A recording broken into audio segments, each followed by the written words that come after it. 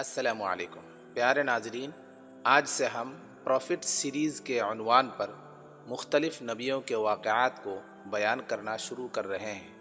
اگر آپ کو انبیاء علیہم السلام کی سچی کہانیوں سے دلچسپی ہے، انٹرسٹ ہے، تو آپ ہمارے اس چینل کو سبسکرائب کر سکتے ہیں۔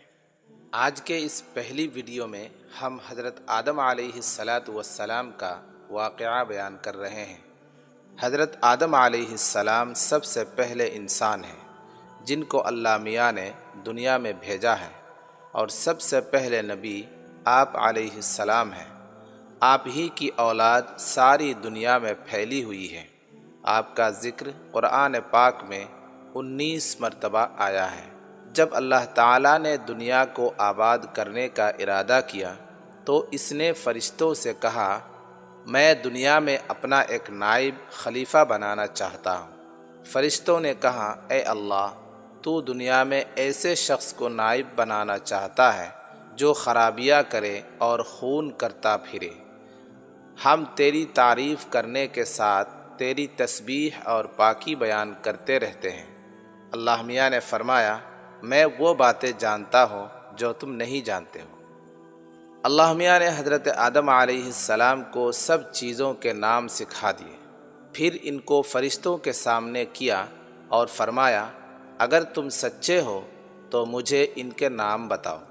انہوں نے کہا کہ تو پاک ہے، جتنا علم تو نے ہم کو بخشا ہے اس کے سوا ہم کو کچھ نہیں معلوم۔ پھر اللہ میاں نے فرشتوں کو حکم دیا کہ تم آدم علیہ السلام کو سجدہ کرو، تو وہ سب سجدے میں گر پڑے مگر شیطان نے سجدہ نہیں کیا۔ اللہ میاں نے حضرت آدم علیہ السلام سے کہا کہ تم اور تمہاری بیوی جنت میں رہو اور جہاں سے چاہو کھاؤ پیو، مگر ایک خاص درخت کے متعلق حضرت آدم علیہ السلام کو منع کر دیا کہ اس کے قریب بھی نہ جانا، ورنہ تم بھی ظالموں میں سے ہو جاؤ گے۔ اس طرح اللہ میاں نے حضرت آدم علیہ السلام کا امتحان لیا کہ دیکھے یہ ہمارا کہنا مانتے ہیں یا بھول جاتے ہیں اور شیطان کے بہکائے میں آ جاتے ہیں۔ شیطان جو پہلے ہی حضرت آدم علیہ السلام سے ناراض تھا کہ ان کی وجہ سے وہ خدا تعالیٰ کے دربار سے نکلا، اور خدا تعالیٰ کی لعنت اس پر ہوئی، اور اس نے قسم کھائی تھی کہ میں حضرت آدم علیہ السلام اور اس کی اولاد کو قیامت تک بہکاتا رہوں گا کہ اللہ میاں کا کہنا نہ مانے اور خوب برائیاں پھیلائے۔ وہ حضرت آدم علیہ السلام اور ان کی بیوی حضرت حوا علیہ السلام کو برابر بہکاتا رہا کہ اس درخت کا پھل تم ضرور کھاؤ، ان کے کھانے سے تم فرشتہ بن جاؤ گے، جنت میں سے کبھی نہ نکلو گے۔ آخر ایک دن حضرت آدم علیہ السلام اور ان کی بیوی حضرت حوا بھولے سے شیطان کے بہکائے میں آ گئے اور درخت کا پھل کھا لیا۔ پھر کھاتے ہی دونوں ننگے ہو گئے اور جنت کا لباس ان کے بدن سے غائب ہو گیا، اور وہ جنت کے پتوں سے اپنے بدن کو چھپانے لگے۔ اللہ تعالیٰ نے حضرت آدم علیہ السلام سے کہا کہ ہم نے کہہ دیا تھا کہ اس درخت کے پاس بھی نہ جانا اور شیطان کے کہنے میں نہ آنا، وہ تمہارا دشمن ہے، تم اس کے کہنے میں آ گئے، اب تم اور حوا جنت سے چلے جاؤ اور دنیا میں جا کر رہنے لگو۔ حضرت آدم علیہ السلام کو جنت سے نکلنے اور شیطان کے بہکائے میں آنے کا بہت رنج اور غم ہوا، اور بہت عرصہ تک اللہ تعالیٰ سے معافی مانگتے رہے اور روتے رہے کہ اللہ تعالیٰ مجھے معاف کر دے۔ آخر اللہ میاں کو رحم آیا اور حضرت آدم علیہ السلام کو یہ دعا سکھائی کہ اے ہمارے رب، ہم نے اپنے اوپر ظلم کیا اور تو ہم پر رحم نہیں کرے گا تو ہم بڑا نقصان اٹھانے والوں میں سے ہو جائیں گے۔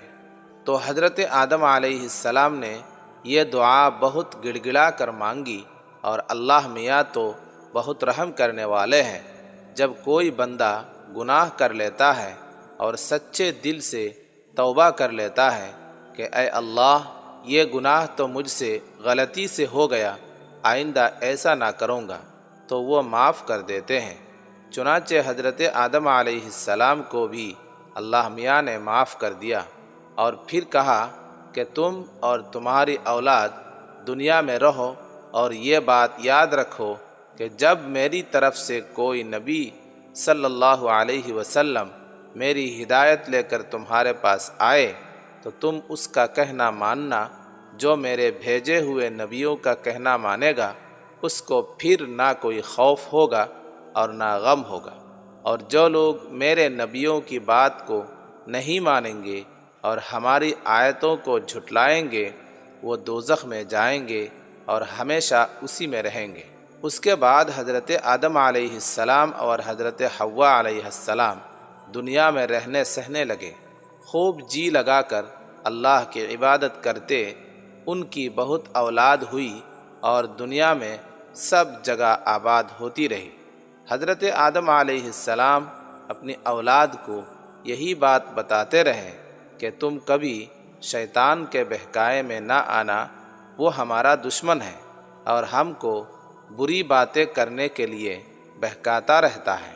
ہمیشہ اللہ کی عبادت کرنا، سچ بولنا، کسی پر ظلم نہ کرنا، ایک دوسرے کی نیک کاموں میں مدد کرتے رہنا۔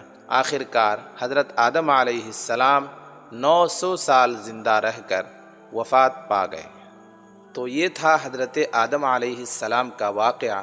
اس واقعے سے ہم کو یہ سبق ملتا ہے کہ کبھی بھی ہم کو شیطان کے دھوکے میں آ کر خدا کی نافرمانی نہیں کرنی چاہیے۔ اگر جانے انجانے میں غلطی ہو بھی جائے تو خوب گڑ گڑا کر اللہ سے معافی مانگے، اللہ تعالیٰ بہت معاف کرنے والا، مہربان ہے۔